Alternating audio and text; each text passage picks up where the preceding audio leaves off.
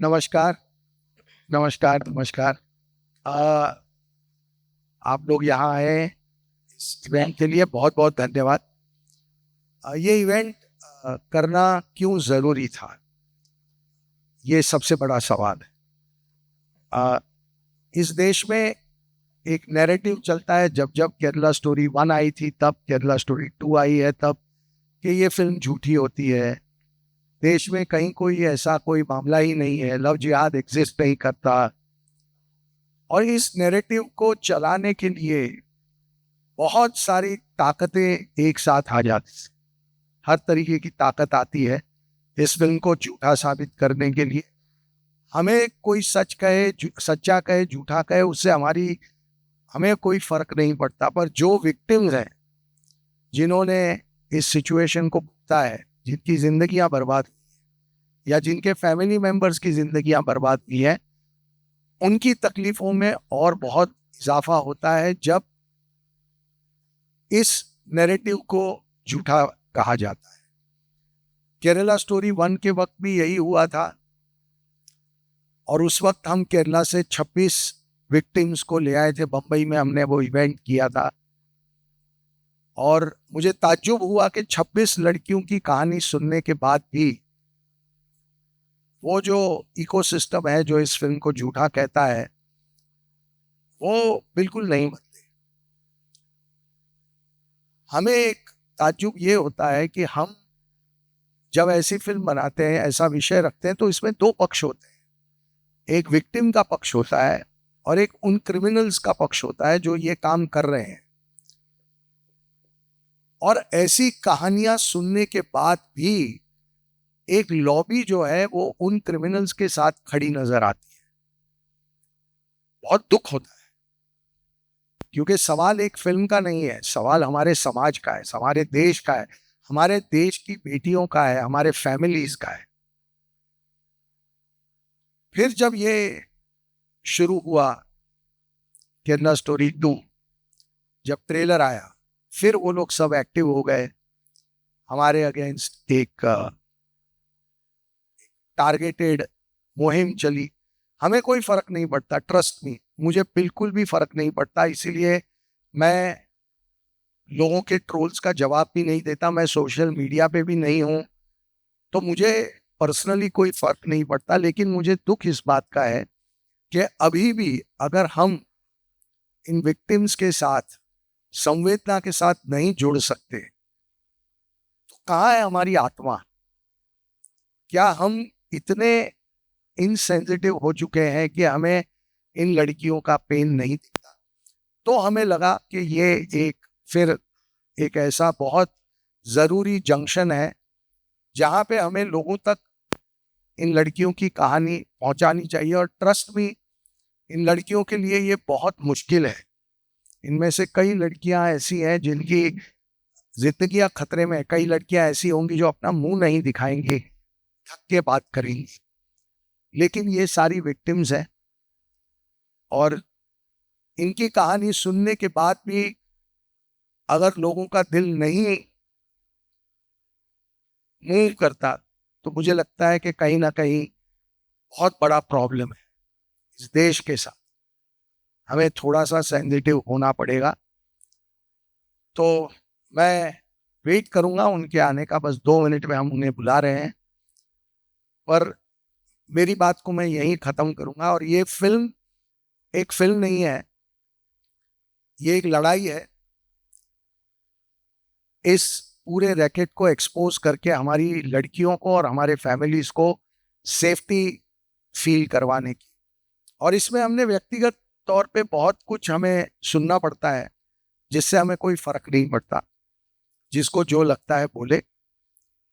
तो मैं मेरी बात यही ख़त्म करता हूँ और मैं बुलाना चाहता हूँ स्टेज पे हमारे दिग्दर्शक, national award winning director Kamakhya Narayan Singh ji. वो अपना विषय रखेंगे।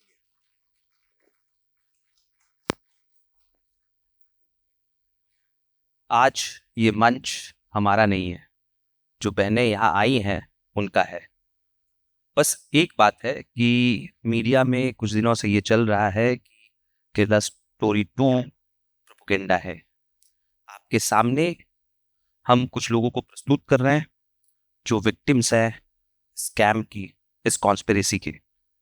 इससे ज़्यादा मैं, क्योंकि पिछले 4-5 घंटों से उन लोगों से वापस बात कर रहा था और मुझे वो पिछले 4-5 साल की जर्नी याद आ रही थी। मैं बहुत भावुक हूँ।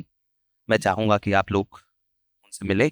वो प्रोड्यूसर हैं आशीन शाह, जिन्होंने बहुत मेहनत की इस फिल्म को प्रोड्यूस करने के लिए, बहुत कठिनाइयाँ झेली। आशीन, प्लीज कम ऑन स्टेज। अब मैं हमारी 3 कलाकार, बहुत चैलेंजिंग रोल्स थे, बहुत मेहनत के साथ बहुत अच्छा काम किया है। चलो, अदिति आ ही चुकी है स्टेज पे। आइए अदिति, ये उल्का है और ऐश्वर्या है। ये 3 नई आर्टिस्ट हैं जो हम, हालांकि आपने इनमें से कुछ को टीवी पे देखा होगा, लेकिन ये बड़े पर्दे पे एक बड़ी शुरुआत इनकी भी है। ये भी अपने अनुभव आपके साथ शेयर करेंगी। तो मैं शुरू करूंगा अदिति से, फिर आप आगे फॉरवर्ड।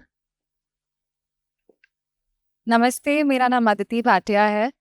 मेरा सौभाग्य है कि मैं इस फिल्म में काम कर रही हूँ और कुछ ऐसी लड़कियों की कहानी बता पा रही हूँ जिसे बताने की सख्त ज़रूरत है।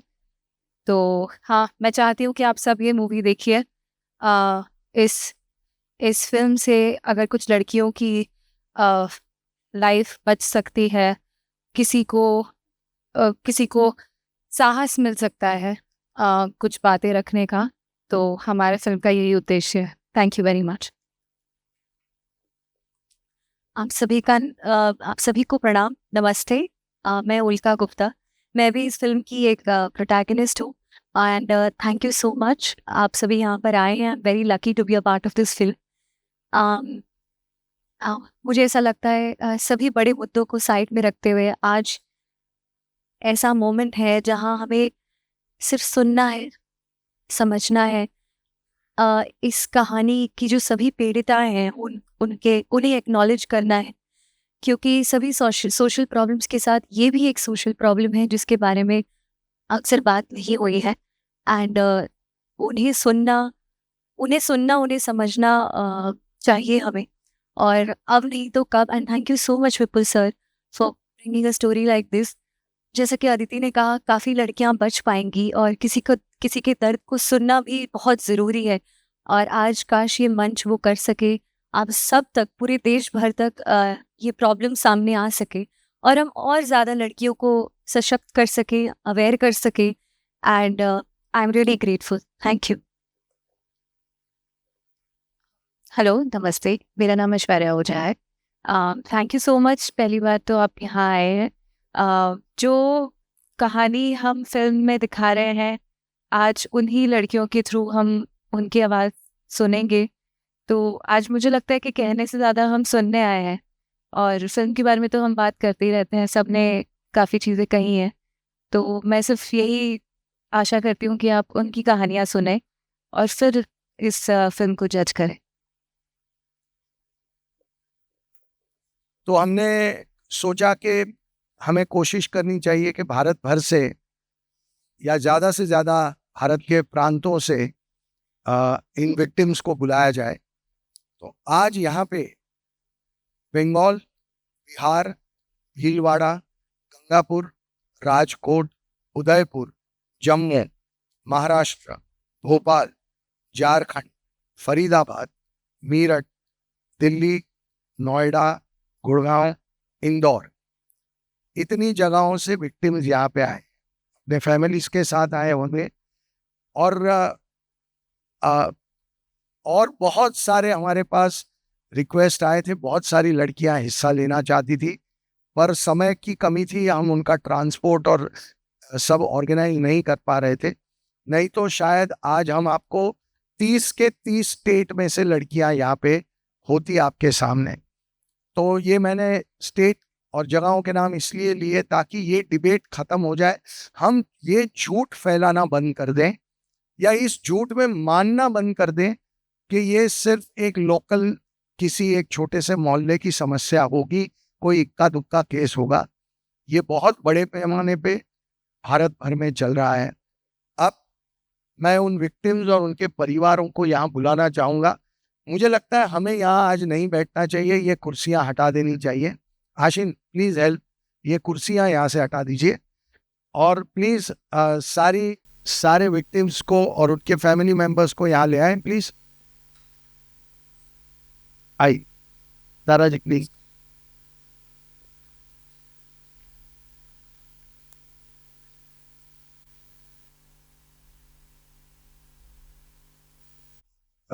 मैं माइक देता हूँ कामाख्या जी को। कामाख्या जी आप सभी को नमस्ते जो यहाँ उपस्थित हैं।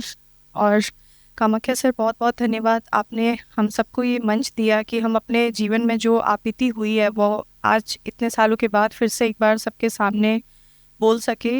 यहाँ पे आने से पहले जब मैंने ये केरला स्टोरी 2 के रिव्यूज़ और ये सब देख रही थी, कई बड़े लोगों की कमेंट्स भी देखे कि ये एक अफवाह है और जानबूझकर झूठ फैलाया जा रहा है। तो मेरा केस 2014 का है। लोगों के लिए तो हमारा हर एक आपबीती कहानी है, तो इसे हम कहानी के जैसे सुने, लेकिन ये एक सच्चा, कहते ना, जो एक इंसान झेल कर निकला है उसकी आपबीती है। हम सभी यहाँ जिंदा आपके सामने बैठे हैं। मैं ये मानती हूँ कि ये हमारा किस्मत है कि हम आपसे बात कर पा रहे हैं। 2014 में मैं नेशनल शूटर हूँ और उस टाइम काफ़ी पिक पे था हमारा परफॉर्मेंस कैंप चल रहे थे, और मेरे साथ कुछ ऐसा हुआ था कि जिस इंसान से मैं मिली थी तो शूटिंग रेंज पे ही मेरी मुलाकात हुई थी, और बहुत ही ऑफिसर रैंक बनकर वो लोग पहुँचे, और जो मेरे शादी का रिश्ता आया था वो एक जज लेकर आए थे, जो उस इंसान को लेकर आए थे हम मेरे घर और परिवार से मिलाने।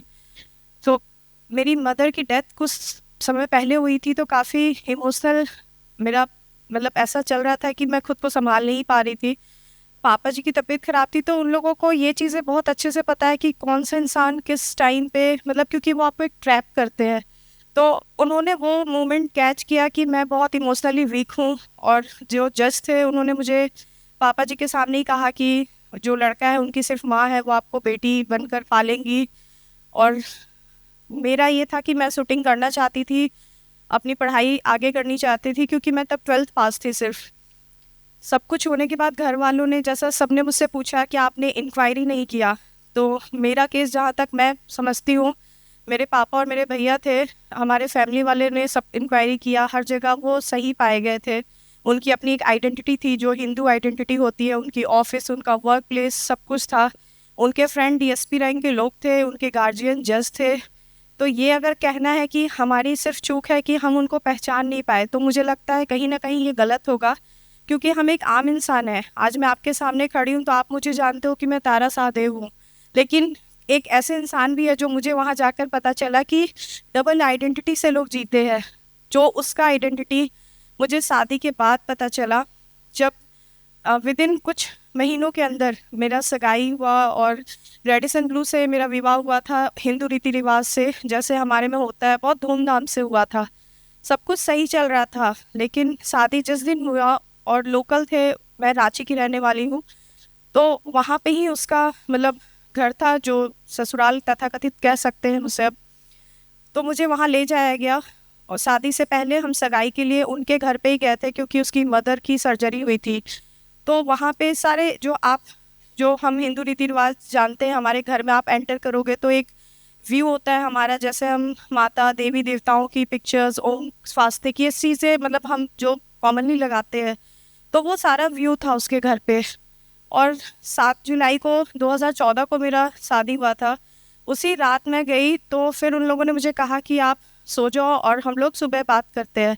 मुझे नहीं पता, खाना उन्होंने मुझे दिया, मैंने खाया। कई बहुत देर के बाद जब आँख खुली सुबह, मैं वापस रूम से जब बाहर आई, तो वो घर ही नहीं लग रहा था। उस घर में मुझे आज भी याद है, मक्का मदीना का फ़ोटो, अल्लाह का वो सिंबल, मतलब मुझे लग रहा था पता नहीं मैं कहाँ आ गई हूँ। पहला दिन था मेरा वो, और मैं घबराई हुई उसकी माँ के पास गई कि ये सब क्या है।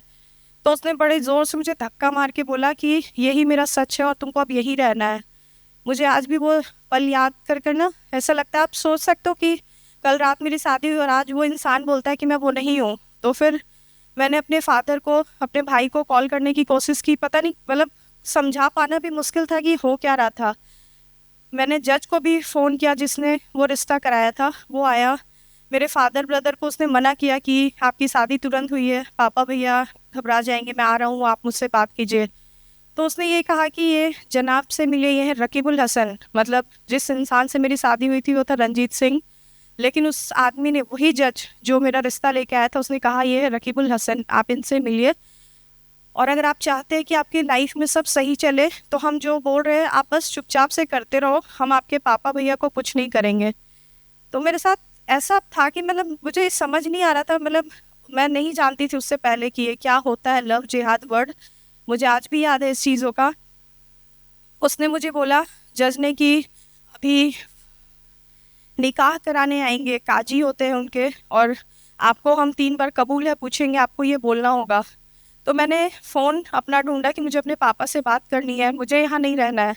तो उसने बोला कि तुम्हारे भाई को हम झूठे रेप केस में फंसा देंगे और तुम्हारे पापा को हम आर्म्स एक्ट में फंसा देंगे। और उनके लिए बहुत बड़ी बात नहीं थी, क्योंकि जो मेरे सामने खड़ा था वो एक जज था, डीएसपी था, जो मुझे धमकी दे रहा था।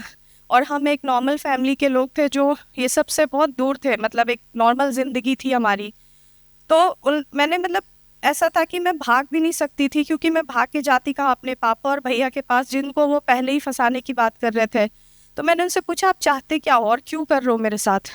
तो उन्होंने कहा कि हमारा बस एक ही मकसद है, तुम्हें जो हम कहे वो करना है, और आज से तुम सारा परवीन हो। मुझे आज भी याद है, उसने मेरा पूरा आइडेंटिटी ही बदल दिया। मैंने बोला कि कुछ भी हो, मैं अपनी आइडेंटिटी नहीं बदलूंगी।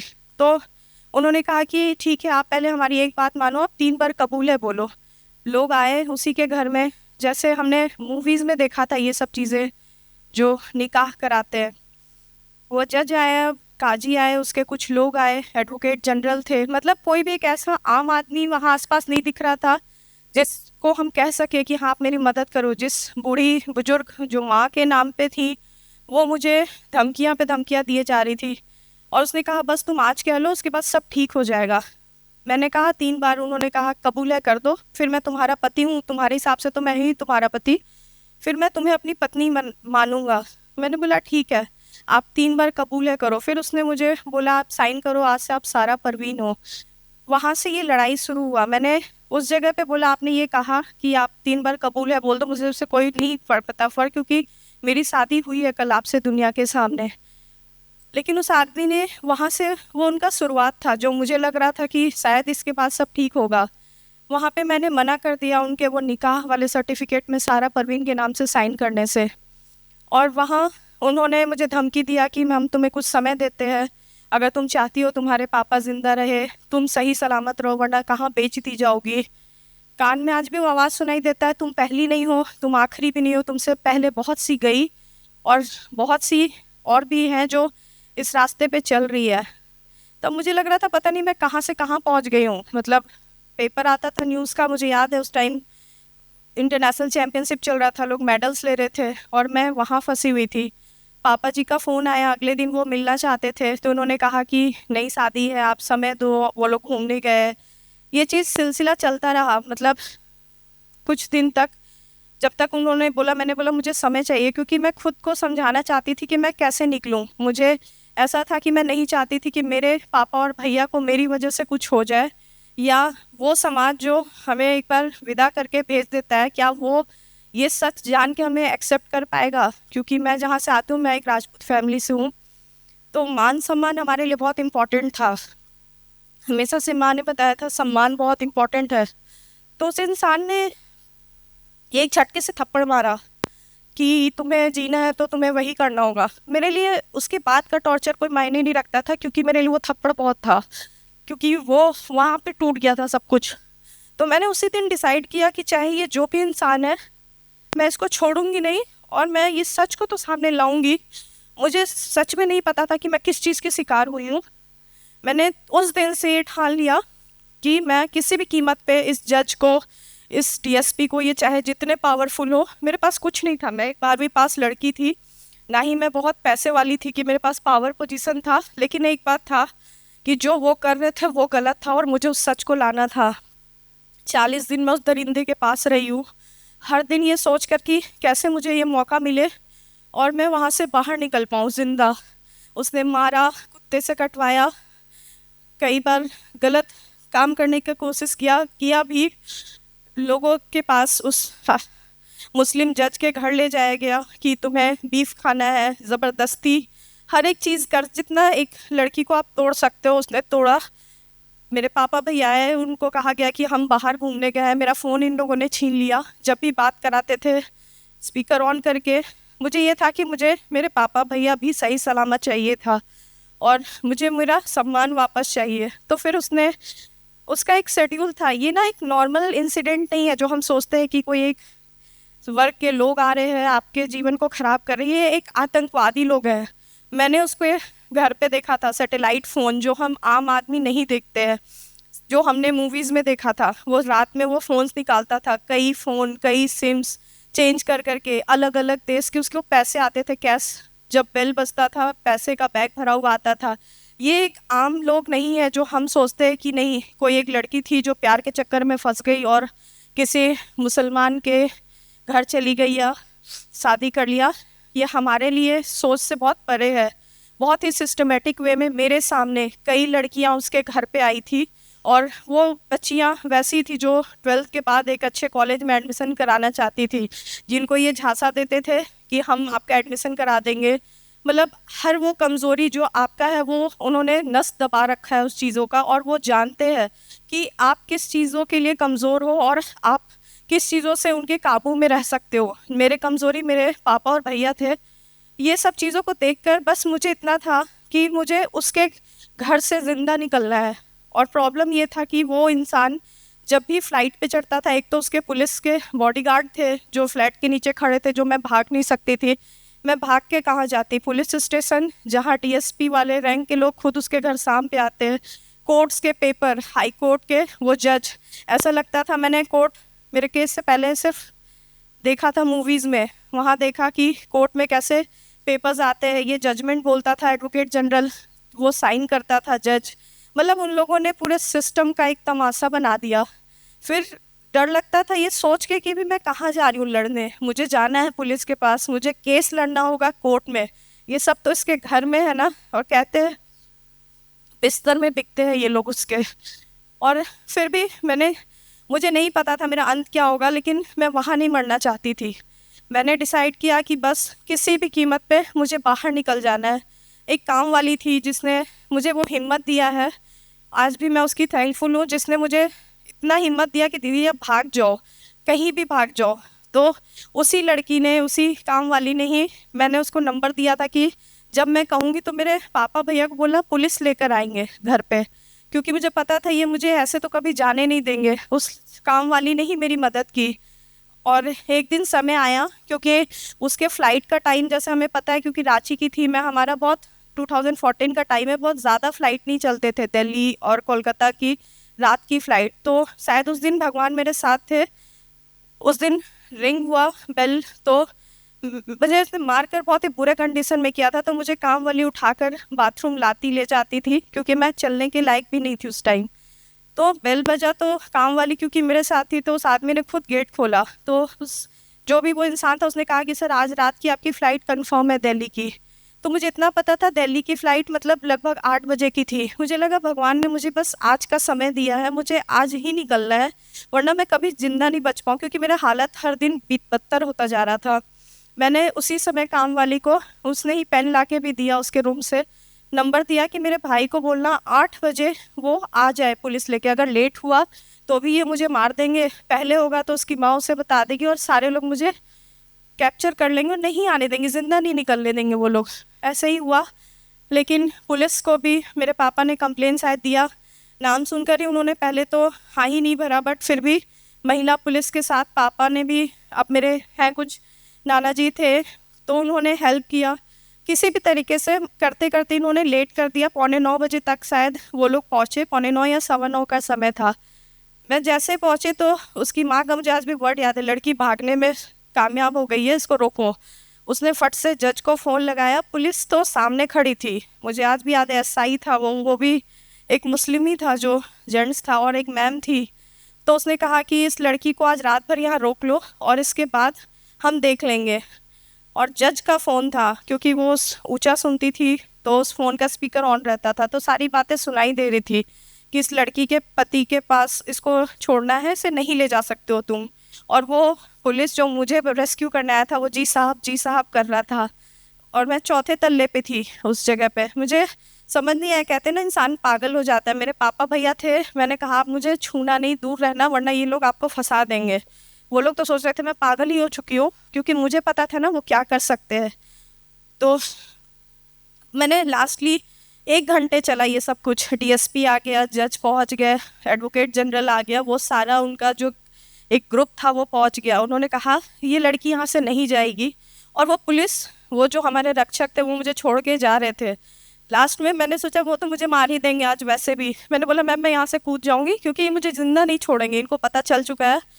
मुझे आज भी याद है, कुछ है लोग जो सच में अपनी ड्यूटी करते हैं। वो एसआई मैम ने कहा कि इस लड़की को मैं यहाँ अकेला छोड़ के नहीं जाऊँगी। उन्होंने देखा मेरा हाल क्या था, और उन्होंने कहा कि मैं इसको पुलिस के अपने लॉकअप में रखूँगी, लेकिन मैं इसको ना यहाँ छोड़ूंगी ना उसके मायके में छोड़ूंगी।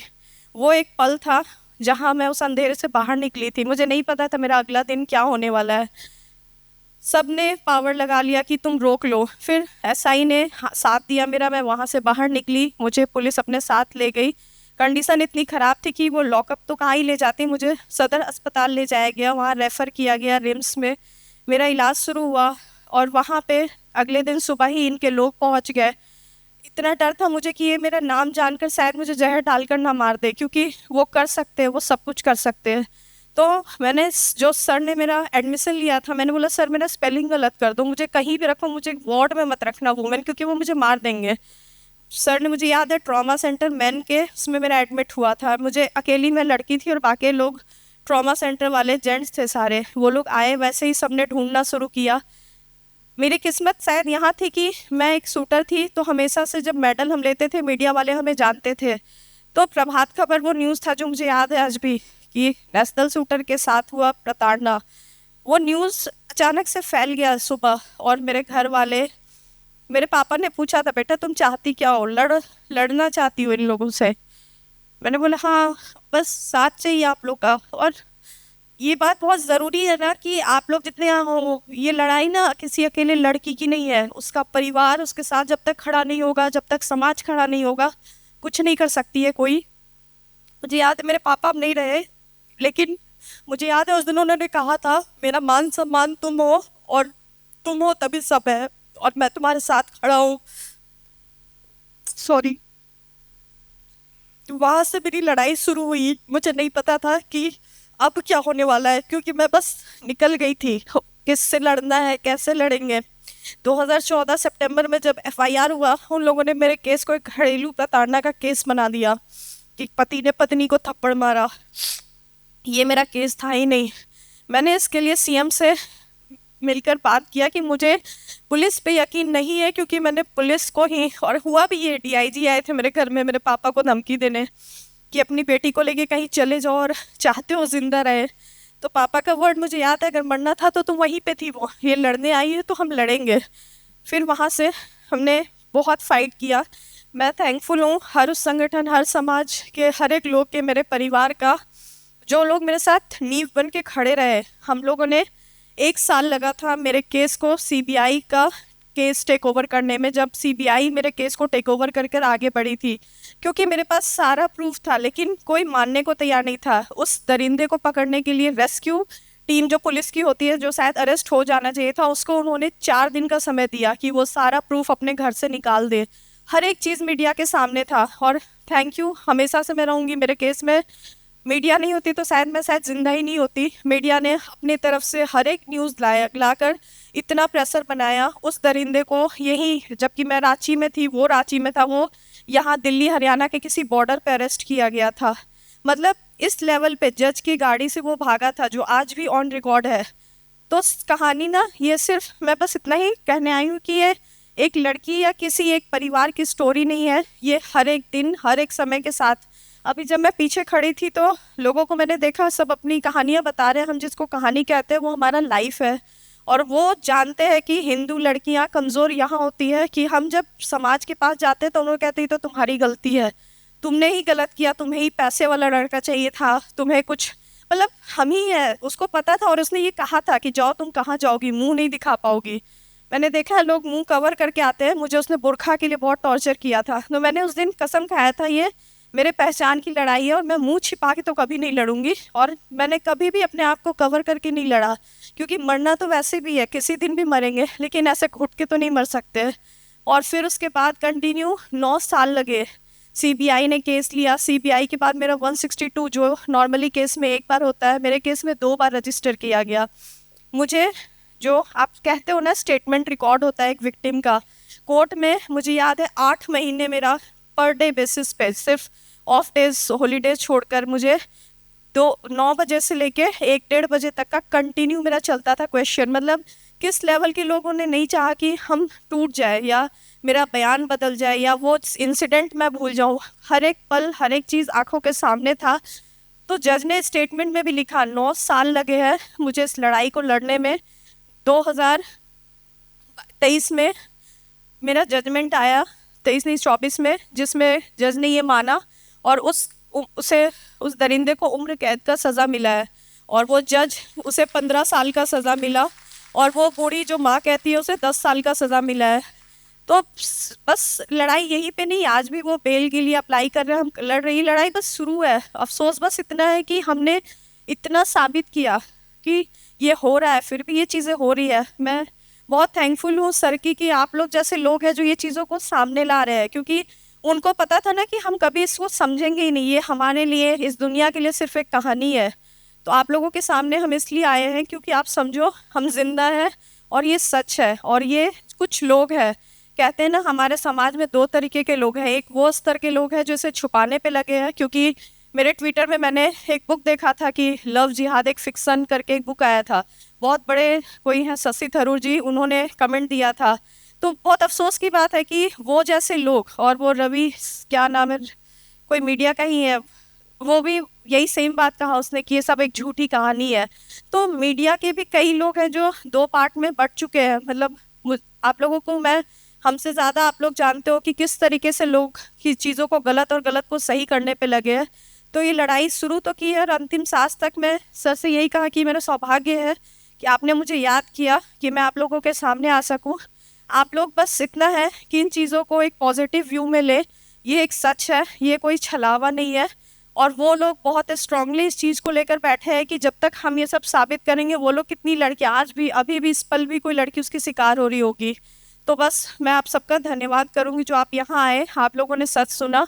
सर आप लोगों को दिल से मैं प्रणाम करती हूँ, और सभी का जो समाज के लोग खड़े होते हैं हम जैसी लड़कियों के साथ, उन सबको धन्यवाद कहती हूँ।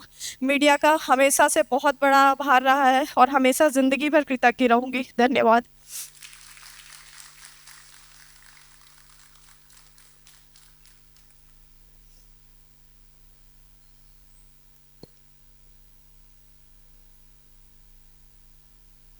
नमस्ते, मेरा नाम राशि है, मैं मुंबई से आई हूँ। सो जैसे कि तारा मैम की स्टोरी आप देख रहे हो, कुछ वैसी स्टोरी मेरे साथ भी हुई, बट इनको इतना पता होता है कि हमारी लड़कियां कहाँ कमज़ोर होती है, तो इन्होंने गणपति पे अपना नाम बदल के मुझे इंस्टा पे ढूंढा, लड़के ने मुझसे फ्रेंडशिप करने की कोशिश की। फिर मतलब यू कैन से ये 1-1.5 महीना ये सिलसिला मेरे साथ चला फ्रेंडशिप के बारे में। देन ही नोज़ कि मेरी फैमिली आउट ऑफ मुंबई है and I was not well, तो वो मेरे घर पे बिरयानी लेके आया। उसने बिरयानी में यू कैन से कुछ मिला के खिलाना, एंड फिर मैं अनकॉन्शियस हो गई। एंड उसके बाद उसने जो मेरे साथ किया, एंड मेरे वीडियोस बना के वायरल करने की धमकी देना, एंड जब ये सब चीज़ें चलता रहा, 4-5 महीने तक चलता रहा। फिर ये मुझे माहिम दरगाह इन मुंबई, जहाँ पे ये कन्वर्जन बहुत ज़्यादा होता है हिंदू लड़कियों का, कि माहिम दरगाह ले जा कर के हिंदू लड़कियों को कन्वर्ट किया जाता है। सो वो मुझे वहाँ लेके गया, बुर्का पहनने के लिए फोर्स किया, पानी कुछ मौलाना से पानी लेके पीने के लिए। एंड जब मैंने वो सब चीज़ों को डिनाई किया तो उसकी फैमिली और उन्होंने मुझे मारा। And during that situation I was pregnant of 2 months। सो उसकी फैमिली ने मुझे ज़बरदस्ती गोली खिला के मेरा अबॉर्शन करवाया। एंड जब भी ये सब चीज़ें पता चली, मैं मेरे नियर बाय पुलिस स्टेशन में भी गई थी, तो उन्होंने कहा था अभी तुम तो बाली को छोड़ो, जाने दो। फिर उस टाइम पे कुछ नहीं किया। मार्च में इसकी फैमिली ने मुझे बुलाया मिलने के लिए, एंड पूरी फैमिली ने मिलके, भाई, उसके जीजा, सब ने मिलके मेरा रेप किया। प्लस मुझे मतलब मेरे सर से बाल निकाल दिया गया था, जो कि Kamakhya sir was known by that, कि मुझे किस तरीके से उन्होंने किया था कि मैं समाज में वो भी नहीं दिखा पा रही थी कि मार्च में मेरा, होली के दिन मेरा बाल निकाला गया। एक लड़की का कुछ हो ना हो, लेकिन बाल उसका सब कुछ होता था। एंड मैंने उस टाइम पे वो गवाया। और जब मैंने मेरी फैमिली से एक्सपेक्ट किया था, तो मेरी फैमिली का ये सवाल था कि तूने प्यार किया, तू झेल। बट उस टाइम पे फैमिली ने सपोर्ट नहीं किया, but my friends supported me. फिर भी मैं पुलिस स्टेशन भागी 1 मंथ के लिए कि मुझे एफआईआर लॉन्च करना है। पुलिस वालों का ये कहना है ये सब कुछ नहीं होता, कॉमन है। एंड जो पुलिस वाला एफआईआर लॉन्च करने वाला था वो खुद मुस्लिम थे। I can't disclose his name, वरना मैं खुद कर देती हूँ उनका नाम। उन्होंने खुद ने मुझे क्या बोला, राशि जाने दो, छोड़ दो ये सब मैटर, तुम अपनी ज़िंदगी स्टार्टअप करो। सेकेंडली, जब ये सब सीन ख़त्म हुआ, अप्रैल में लड़के ने मुझे फिर मिला एंड फिर उसकी पूरी फैमिली ने मेरा रेप किया। दैट टाइम मैंने अपने यहाँ के एमएलए को कोऑर्डिनेट किया, सब कुछ किया, एफआईआर लॉन्च किया। बट उस दिन भी एफआईआर नहीं हुआ, उसके सेकेंड डे एफआईआर हुआ। एफआईआर होने के बाद भी पूरी फैमिली को दूसरे पुलिस वालों ने रेस्क्यू किया, बस एक विक्टिम को एक्सेप्ट किया। और इसके बाद 1-1.5 महीने तक सिर्फ मुझे धमकी मिलती रही। बाद में 1-1.5 महीने के बाद मिलने के बाद आज, जैसे मैम ने कहा कि उनको सपोर्ट करने के लिए जज होते हैं, एक जज ने मुझे सपोर्ट किया और एक जज ने उसके को सपोर्ट किया। एक जज ने फैमिली को बेल नहीं दिया, एक जज ने लड़के को बेल दिया। जब लड़के को बेल मिल जाता है तो कुछ कह ही नहीं सकते हम कि फैमिली को भी बेल मिलना पॉसिबल हो जाता है। आज मैं यहाँ पर हूँ, मेरे जैसी जितनी लड़कियाँ, पता नहीं और कितनी लड़कियाँ होगी। मैं आप सभी से रिक्वेस्ट करती हूँ कि प्लीज़ प्लीज़ प्लीज़ इस चीज़ों को इतना वो करिए ताकि हम जैसी लड़कियाँ सेफ हो सके।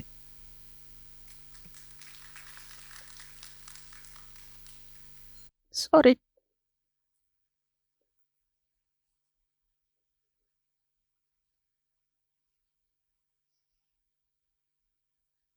मैं निकिता तोमर की मदर हूँ, फरीदाबाद से। ये 2020 में 26 अक्टूबर के दिन हुआ था।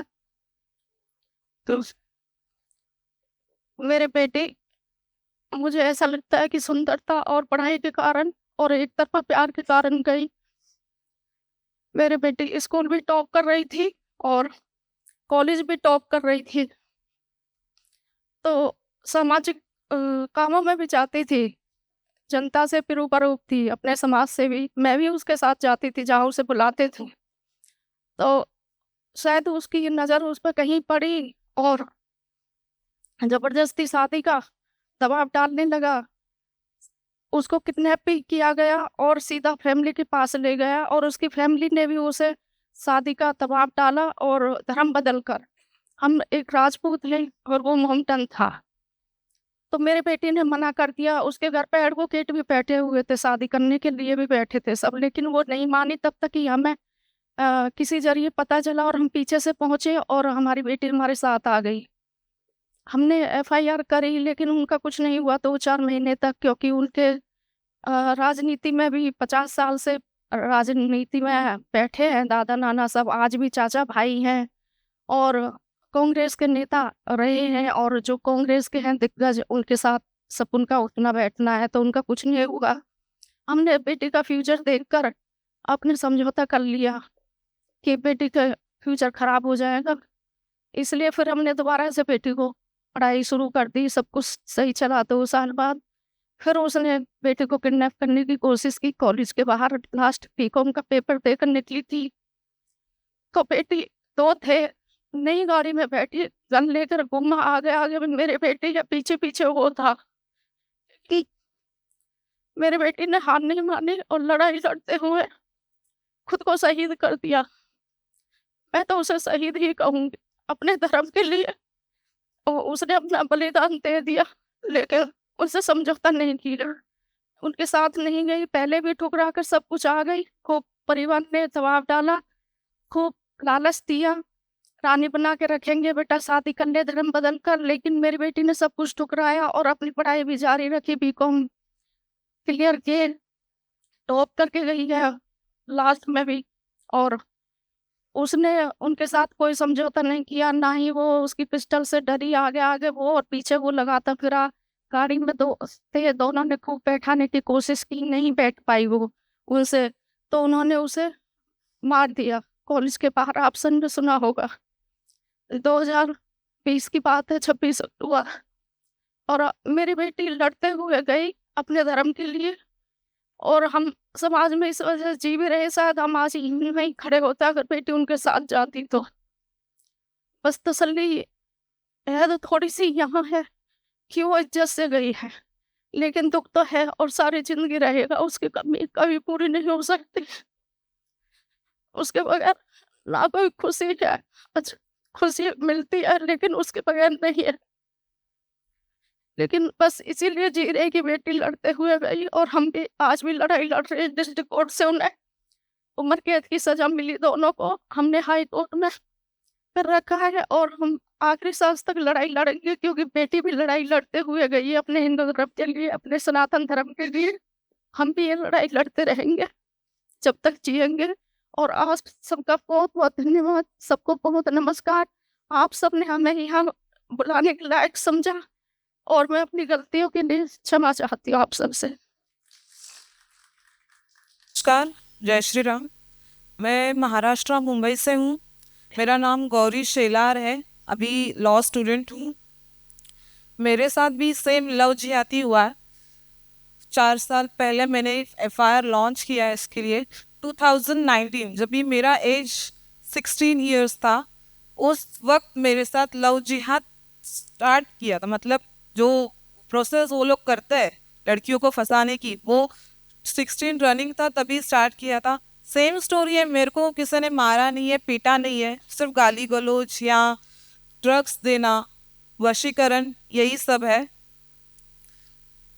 स्टोरी तो सब सेम है तो कुछ बताऊंगी नहीं, बस इतना बताऊंगी कि 24 नवंबर लड़का मुझे दरगाह लेके गया, माहिम दरगाह, जहाँ पर पूरा वशीकरण प्रक्रिया चलता है।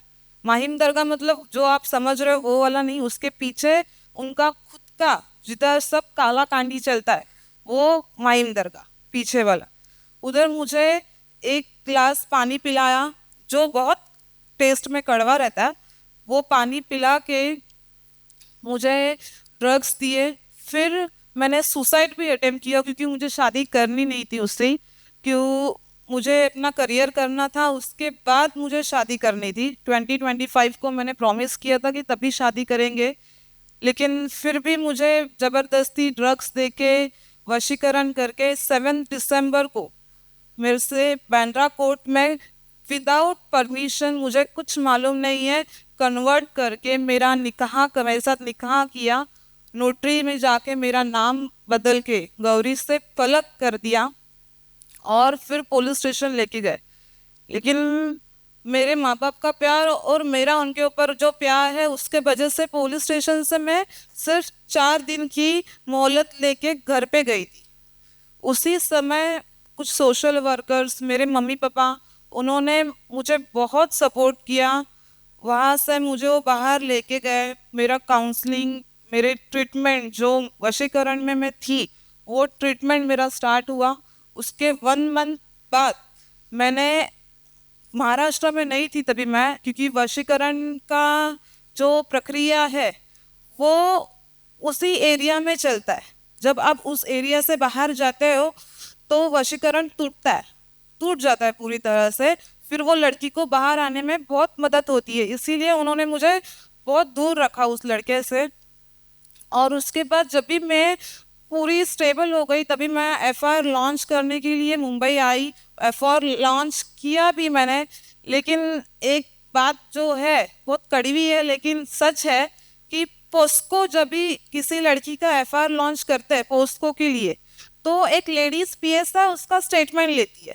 लेडीज़ PSI स्टेटमेंट क्यों लेती है? क्योंकि वो लड़की खुल के बता सके सब चीज़ें, उसे सब बता सके कि उसके साथ फिजिकल कैसे हुआ, फर्स्ट डे से एंड मोमेंट तक उसके साथ क्या अत्याचार हुआ है, वो बताने के लिए वो PSI लेडीज़ रहती है।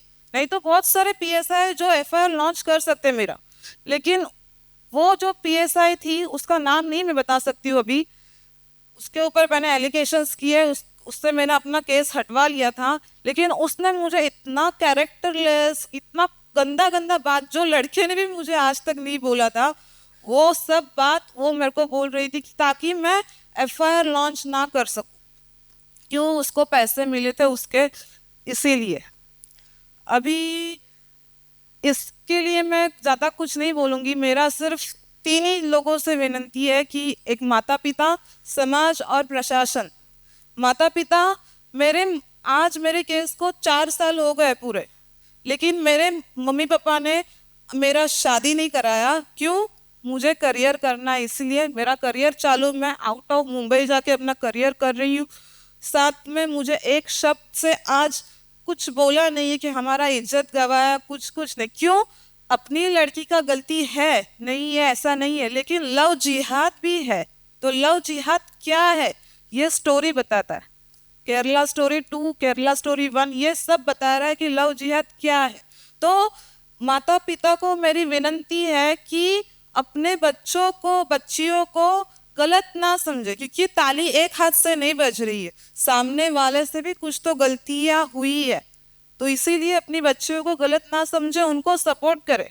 और दूसरी बात है मेरा समाज।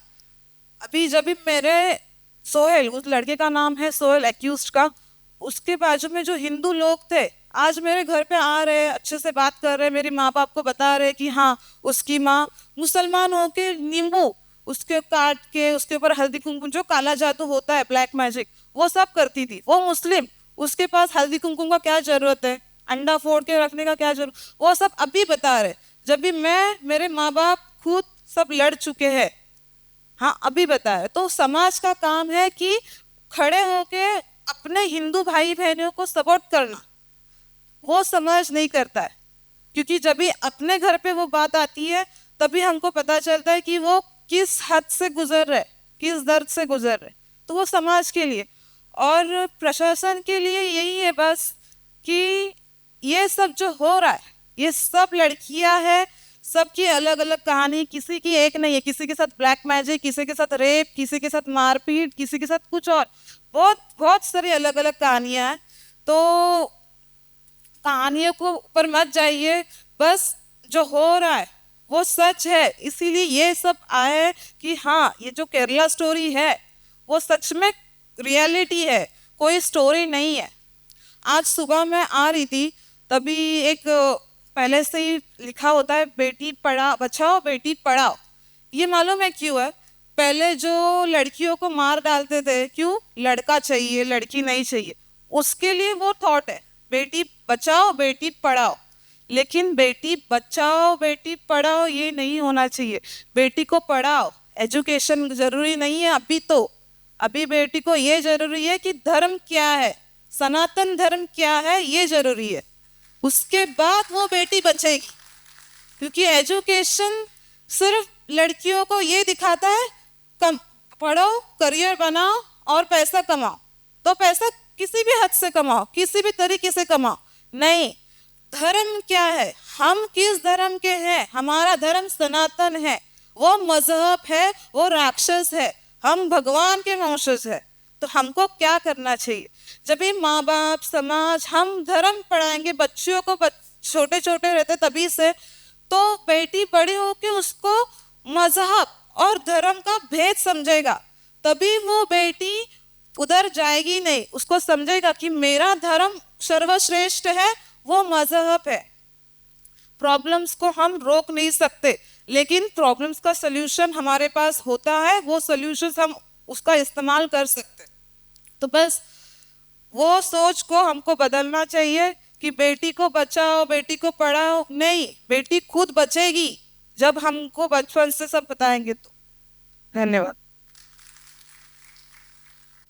मतलब मेरी पहचान एक नवीन राणा नाम के लड़के से फेसबुक पे हुई थी, बट नवीन राणा जो था उसका मेरा चला, मतलब वो मुझे इंदौर लेने आया मध्य प्रदेश में। मैं उसके साथ भी आई, ठीक है, क्योंकि इंटरकास्ट थी, मतलब राणा और हम ब्राह्मण फैमिली थे, तो इसलिए शादी घर वाले तो नहीं कर सकते, क्योंकि ब्राह्मण हो तो ब्राह्मण में ही जाऊँगी।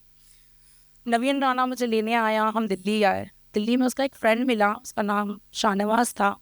शाहनवाज लेकर जब हमें यहाँ आया तब उन्होंने बोला कि हमारे पास घर नहीं है रहने के लिए, तो मैं तुम्हें लेकर एक मदरसा है, फुल्लत नाम है, जिसका यूपी में पड़ता है, सुना भी होगा आपने, मौलाना कलीम सिद्दीकी का मदरसा है वो। मैं उनके वहाँ पर गई, मुझे वहाँ ले गया नवीन। तो वहाँ इतनी सेफ्टी सिक्योरिटी थी कि मतलब कोई भी लेडीज़ बाहर नहीं जा सकती और कोई जेंट्स अंदर नहीं आ सकता।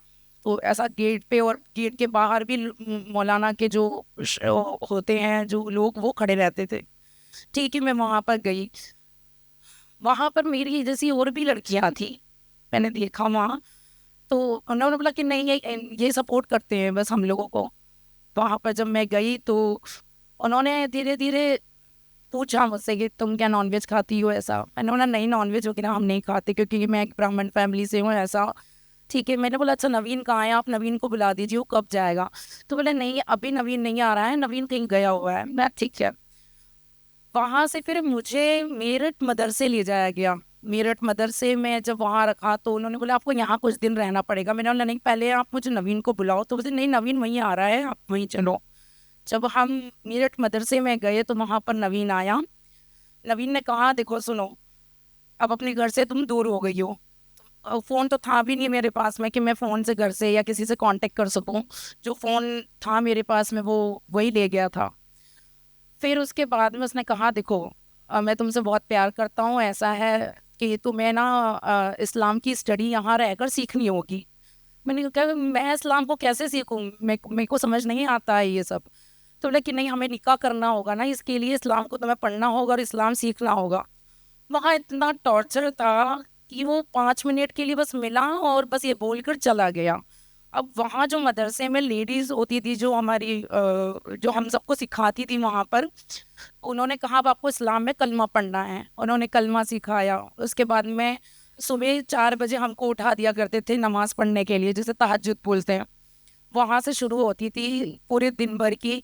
मॉर्निंग में 7 बजे सिर्फ हमें चाय मिलती थी। उसके बाद में ऐसा ट्रीटमेंट सिर्फ हमको मिलता था जो वहाँ पर हिंदू लड़कियाँ थी, बाकी जो उनकी लड़कियाँ थी उनको ऐसा ट्रीटमेंट नहीं मिलता था। फिर उसके बाद में हमें सिर्फ चटनी देते थे और चावल देते थे, और रात में चटनी और रोटी, वो भी सिर्फ 2। फिर उन्होंने बोला कि इस्लाम, अगर तुम स्टडी याद नहीं करोगी, तुम आयतें याद नहीं करोगी, तुम नमाज याद नहीं करोगी, कुरान को पढ़ोगी नहीं, तो तुमको ऐसे ही मिलेगा।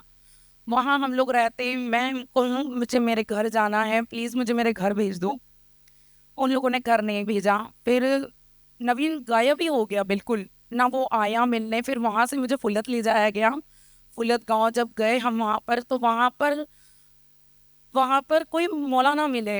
वहाँ पर मौलाना कलीम सिद्दीकी ने वहाँ पर शादी करवाई किसी मौलाना से।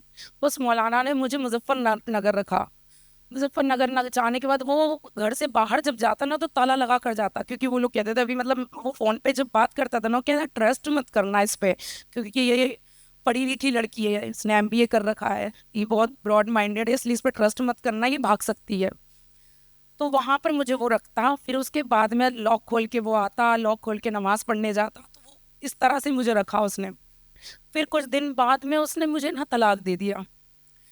मैंने सोचा कि मैं इसका दिल जीत लूँगी तो शायद तक मेरे को मौका दे दे कि मैं बाहर निकल सकूँ, मैं भाग सकूँ कहीं।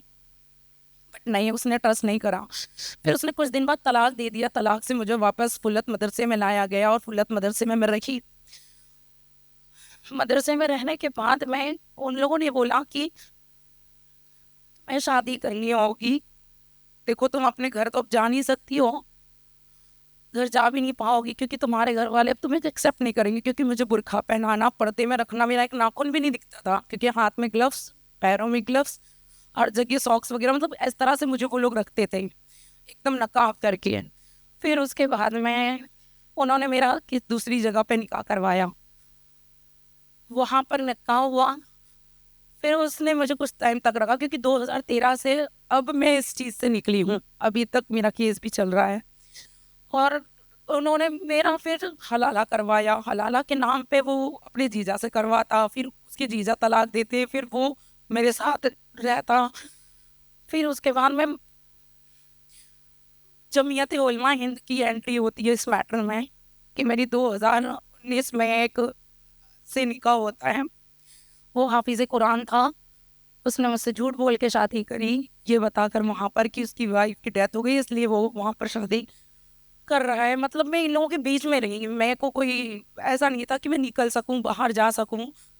और उसने मुझसे शादी करी, 4 साल मुझे रखा, फिर उसके बाद उसने मुझे तलाक दिया। फिर इनकी फैमिली वालों ने मुझे अपने मतलब कमरे में रखा, बिल्कुल कहीं जाना नहीं, आना नहीं। फिर उसके बाद में उसने मुझे फ्लैट लेकर एक जगह रखा, सबसे छुपा कर। फिर वहाँ पर उसके जीजा से हलाला करके मेरा दोबारा निकाह करके मेरे को रखा। फिर उसके बाद में मैं जब फ्लैट में रहती थी ना, तब वो कुछ मारना, पीटना, गालियाँ, मैं बाहर कैसे निकलूं। फिर मेरी एक फ्रेंड से मेरी दोस्ती हुई, और मेरी फ्रेंड यही मेरे साथ रहती है, बहुत सपोर्ट, इसने मुझे इतनी हिम्मत दी, बहुत हिम्मत। मैं वहीं पास के DLF थाने में गई और उसकी कंप्लेंट लिखी कि सर ऐसा ऐसा मेरे साथ इन लोगों ने करा है, कि मेरा हलाला करवाया, फिर मुझे अब शुरू थे 2013 से लेके अब तक ही सब करवा रहे हैं।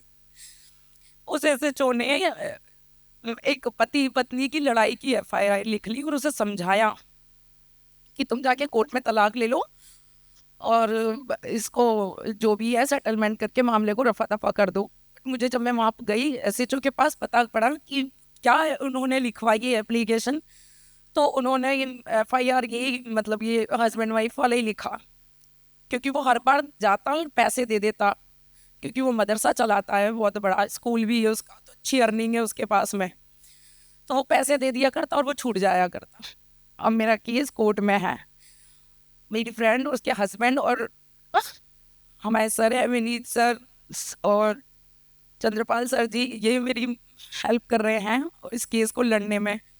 और मैं चाहती हूँ कि अगर प्रशासन कुछ पैसे लेकर ये काम ना करे ना, तो सच में किसी के लिए वो खड़े हो सकते हैं। वो हमेशा पैसे दे देता है और इतना ट्रस्ट दिलाया था मुझे कि नहीं आपकी हेल्प होगी, आप फिक्र मत करो, और मेरा कोई हेल्प नहीं हुआ। 1.5 साल से मैं अभी भी स्ट्रगल कर रही हूँ और मैं लड़ रही हूँ, पर मैं बैक नहीं होंगी। मेरे पास फैमिली का कोई सपोर्ट नहीं है, क्योंकि मैं एक ब्राह्मण फैमिली से बिलोंग करती हूँ और हमारे यहाँ इज्जत को बहुत कुछ मानते हैं। इसलिए अब मेरे पास जो मेरी फैमिली है बस यही है और कोई भी नहीं है। और ये जो फिल्म है, इससे ना बहुत कुछ सीखने को मिलता है। ऐसी फिल्में तो बननी चाहिए जिससे कि हमें आईना दिखाई दे। एक ये मुस्लिम कम्युनिटी का जो आईना है ना, वो हमें दिखाई नहीं देता है। ये ऊपर से बहुत अच्छे होते हैं, दाढ़ी टोपी बिल्कुल नेक बन के रहना नहीं, पर इनके अंदर बहुत गंदे हैं। इतना जुल्म है अंदर, जो जुल्म मैंने देखा है अपनी आंखों से, बहुत जुल्म है, ये कहानी नहीं है। तो मैं तो सोचती हूँ कि समाज में इस तरह की मूवी आती हैं खराब और आपसी, इससे अच्छा तो ऐसी मूवीज आए जो हमको कुछ सिखा दें कि नहीं वाकई में रियल में लड़कियों के साथ में क्या हो रहा है। ठीक है, थँक यू सो मच. सर्वांचं जे मैत्रिणींचं आहे ते माझं बी रडगाणं आहे. त्याने माझ्यासोबत निघानामा केलं, लग्न केलं, माझ्यासोबत धंद्याला लावलं. रात्री जाऊन रोज 5-5 हजार रुपयाला मला विकत होता. माझ्यासोबत एवढं गलत केलंय, मेन प्रायव्हेट पार्टवर एवढे म्हणजे हे केलेलं ना, विचारता काय नाही, एवढं मारायचं मला. मला बळजबरी गोमूस खाऊ घातलं, बळजबरी सर्व काही हे करून घेतलं माझ्याकडून. मला निघानामा पडून घेतला. माझी इच्छा बी नव्हती याच्याबद्दल. मी त्याला खूपच हे केलं आणि माझ्यासोबत लढणारं कोणीच नाही. शेवटून मीच एकटी लढणारी. मी तुम्हाला जास्त वेळ घेणार नाही, थोडंच वेळ घेते मी, थोडक्यात सांगते. रोज रात्री पाठवायचा, रोज रात्री 5,000 रुपये घ्यायचा आणि नाही गेलं तर रोज रात्री मला प्रायव्हेट फोटो, प्रायव्हेट व्हिडिओ, नाही लग्न केलं, रोज मारझोड करायचं. माझी हीच विनंती आहे का त्या अशा माणसाला ना सजा दिलीच पाहिजे, एवढीच माझी विनंती बस. मुंबई से बिलोंग करती हूँ एंड मेरे साथ भी सेम हुआ है. जैसे कि मुंबई का स्टोरी है माहिम दरगाह, जहाँ पे लड़कियों को लेके जाया जाता है और वहाँ पे कुछ पानी पिलाया जाता है. सेम मेरे साथ भी वही हुआ.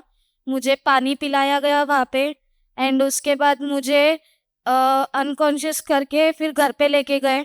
फिर मेरे साथ रेप हुआ एंड उसके बाद उसकी मम्मी एंड उसकी सिस्टर मुझे ब्लैकमेल करने लगे. फिर ज़बरदस्ती मुझे कोर्ट मैरिज कराया गया एंड कोर्ट मैरिज कराने के बाद अब मैं जब फैमिली छोड़ ही दी हूँ तो मैं उसी के पास रह गई. मैं 9 इयर्स स्ट्रगल करी हूँ उसके साथ.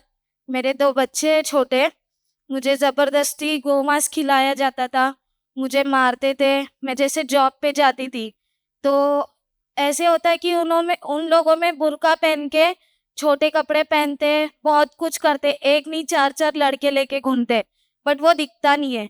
बट अगर एक हिंदू लड़की जीन्स टी शर्ट पहने या कुछ ऐसे कपड़े पहने, तो उन लोगों का कहना होता है कि ये लड़की धंधे वाली है, बियर बार में काम करती है। जैसे कि मैं पढ़ी लिखी हूँ, तो मेरे बच्चों के लिए मुझे काम करना होता था, तो मैं काम करती थी, जॉब पे जाती थी, वहाँ पे फॉर्मल्स पहनना होता था। तो सभी को बताते थे कि मैं बियर बार में काम करती हूँ, मैं धंधा करती हूँ। अगर ऑफिस में किसी से बात करती थी, कोई कलीग्स होते थे, तो उनके साथ मेरा अफेयर है, रिलेशन है। ऑफिस के बाहर आके मारना कि मेरा मुंह पूरा काला, मैं किसी को फेस शो ही नहीं कर सकती थी। ऐसे आज भी मैं स्ट्रगल कर रही हूँ, मुझे बैक सपोर्ट किसी का नहीं है, मेरे फैमिली का नहीं है, क्योंकि मैं खुद से करी हूँ, तो सब मुझे अपने हाल पे छोड़ दिए। बट मैं ये कहना चाहती हूँ कि अगर एक फैमिली सपोर्ट होगा, तो ऐसे लड़कियों को बाहर निकलने का मौका मिलेगा। कि जो सुसाइड करना चाहते हैं कि मैं क्या करूँ और क्या नहीं, वैसे लड़कियों को अगर किसी का सपोर्ट होगा, तो वो उसमें से बाहर निकल सकते हैं। बस, थैंक यू। मुस्लिम से मैं कदा बहुत दूर रहना चाहता हूँ, क्योंकि हमारे जैसा कोई आदमी यहाँ धरती पे नहीं होगा, इस वक्त नहीं होगा, क्योंकि 3 साल से मेरे को दिखता नहीं है। मेरी लड़की 16 साल 17 साल की है, और इसने पहला फुसला के ले गया, अब भी फोन करता है, और ये मेरी लड़की को अब भी वो कहती मैं आऊँगा, वहीं जाऊँगा। अब बताओ, मेरा हिंदू धर्म का नष्ट हो रहा है, मुसलमान कितना गलत काम कर रहे हैं। छोटी छोटी लड़कियों को ले जाके 2 साल भरे से मारा, मेरे को दिखता है। छोटे बच्चे को मेरे को लात से मारा था, मेरे सामने मारा था। इसने इतना अत्याचार किया, कितना कोई ने किया होगा। थाने में गए, थाने में उसने बोला जाओ लड़की आ जाएगी, ये कर दे, कहीं मेरी सुनी भी नहीं जा रही है। सब काफ़ी लोगों ने अपना चेहरा भी यहाँ पे छुपा के रखा है, क्योंकि वो उनके लिए सेफ्टी के लिए बहुत ज़रूरी होता है। और भी बहुत कहानियाँ हैं, और भी बहुत बातें हैं। हम आप लोगों से इनकी ज़बानी ये कहानियाँ सुनवाना चाहते थे, और हम सिर्फ एक ही चीज़ कहना चाहते हैं, जितने भी इस फिल्म के हेटर्स हैं, जितने भी इस फिल्म को प्रोपेगेंडा बोलते हैं, कि हम इन लोगों के साथ खड़े रहेंगे। आप चाहे जितना भी हमें गाली दो, आप चाहे हमें जितना भी क्रिटिसाइज़ करो, हम ज़िंदगी का हर दिन इन्हीं लोगों के साथ रहेंगे। मैं चाहूँगा कि मेरी पूरी टीम मेरे साथ यहाँ आए, और इन लोगों के साथ हम खड़े हैं। इस बात का सबूत आप प्लीज़ क्लिक करिए और लोगों तक ले जाइए इस बात को। अगर आपके दिल में इनको देखने के बाद, इनकी बातें सुनने के बाद कोई संवेदना जागी है, तो पूरे देश तक इस बात को पहुंचाइए। प्रॉब्लम पहचानेंगे नहीं तो सॉल्यूशन आएगा नहीं। तो पूरी केरला स्टोरी 2 की टीम इन सब के साथ खड़ी है आजीवन। ऐसी जितनी हजारों लड़कियां हैं जिनको लगता है कि वो हेल्पलेस हैं, सबके साथ हम खड़े हैं।